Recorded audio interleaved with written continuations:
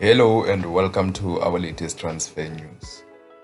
So today we start with the pressure that Miguel Cardoso finds himself under. Remember, after the Kaizer Chiefs game, a journalist asked him a question and Cardoso responded with this famous quote. Next question, please. Next question. Don't joke with me, sir, please. Those are the words of Miguel Cardoso, who lambasted a journalist who asked him whether the draw on Wednesday saved his job. And we saw the clips on the internet of some sections of the fans who were chanting Cardoso must go after the draw against Kaizer Chiefs. Remember, the pressure for Miguel Cardoso started when he lost at the MTN 8 semi-final against Orlando Pirates. And his team has been struggling to find consistency in all competitions, winning 3 games and drawing 4. It's unlike Sundowns. So Cardoso's future has become a subject of debate, with even some legends saying that they do not recognize these Sundowns, and some are even saying that he is killing a Sundowns identity. So when Cardoso was asked whether the draw with Kaizer Chiefs was enough to buy him more time, Cardoso fired back at the suggestions that Sundowns were underperforming. Here's what Miguel Cardoso said: "We drew twice with Orlando Pirates and Kaizer Chiefs, who were top of the table. What did you expect in this kind of games? We'll just arrive here and score 5 goals? Respect the opponent. You are disrespecting me, but not them. You are making them look worse than they are. They are big teams. Last year, Orlando Pirates qualified for the CAF Champions League semi-final, if I remember correctly. We played them twice.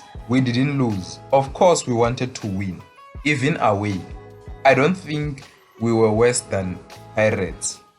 And with all due respect, we were not worse here against the team that reinforced heavily. We kept working hard and had more than 65,000 fans behind them. We had our moments to control the game. So please, why am I obliged to win every single game and be judged by that when others can draw and not face the same criticism?" Those are the words of Miguel Cardoso. Remember, Orlando Pirates and Kaizer Chiefs, they signed at least 10 players. But Mamelodi Sundowns only signed Fawaz Basedin, and they released a lot of players, the likes of Kodisang, Lodge, Derug, Neo Mayema, and there are players who are not playing for them, the like Kudiso Mudau and Lucas Ribeiro. So let me hear your thoughts. Do you think that we are being harsh on Miguel Cardoso? Do we expect him to do miracles with a squad that just returned from FIFA Club World Cup? They didn't have a preseason, and now they've been reinforced like the Sundowns that we know, and they have been deprived of their best players. So do you think that Miguel Cardoso is failing, or do you think that he is doing well given the resources that he has? Let me hear your thoughts down below. What do you think of what Miguel Cardoso is going through at Mamelodi Sundowns? Mamelodi Sundowns have secured the services of midfielder Katlego Tsiki Ntsabeleng on loan from FC Dallas until June 2026. Ntsabeleng is a versatile player who can play in multiple positions in midfield. He will add depth to the Mamelodi Sundowns squad.